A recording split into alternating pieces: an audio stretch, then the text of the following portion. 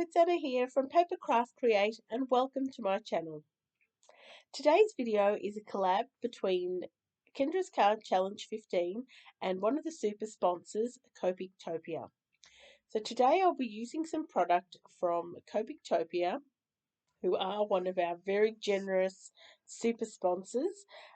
So not only have they provided some product for me to use today, they've also supported the challenge by offering 6 $25 gift certificates as prizes for when you enter your 15 cards into the challenge.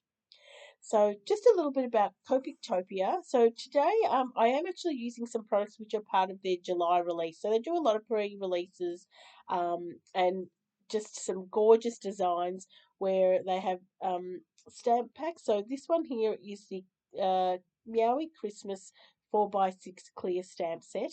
And the coordinating paper I'll be using is also part of this release, which is the Christmas Snow 6x6 pattern paper pack.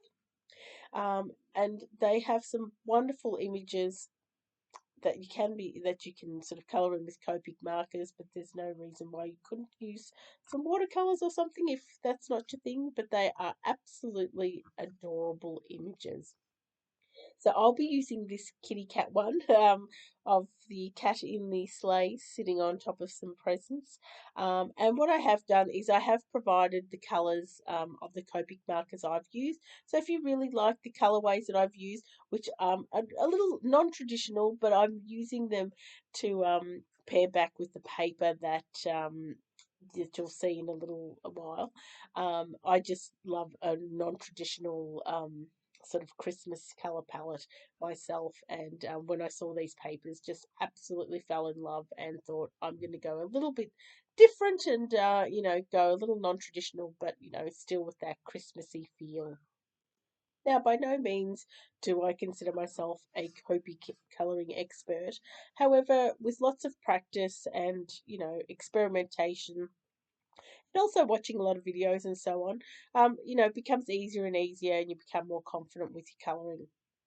Now, Copictopia do make some wonderful resources on their website, so both tutorials and just blog posts. So definitely check them out. I'll leave the info in the description box below. So I will be using the card sketch 3 from challenge 15, and I will be changing the orientation, so it will be a portrait card and not a horizontal one. As my base layer, I'm actually going to be using a piece of vellum, which I have embossed with some little polka dots, instead of a piece of cardstock. Now, one thing I will be doing is I will be creating a little bit of a frame. So with this card sketch, it has the pieces to the very edge, but I'm just going to put them in about 1/8 of an inch in, just so that it creates like a little white frame around the whole of the card. I think with these lighter colours, it'll just sort of, frame this card quite nicely. Now, whenever using vellum, it can be quite tricky to attach it onto a card front or card base. So what I'm going to do is put my pattern papers onto the vellum first before I attach it to the card base.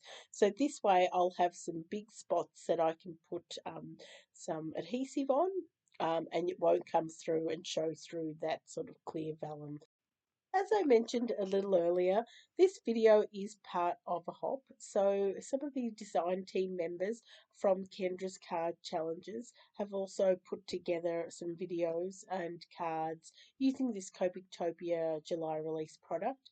So there's a convenient playlist in the description box where you can view all the videos. So we'd really love it if you'd get around to all of them, have a look, get some inspiration, and just see the wonderful product that Copictopia have released this month.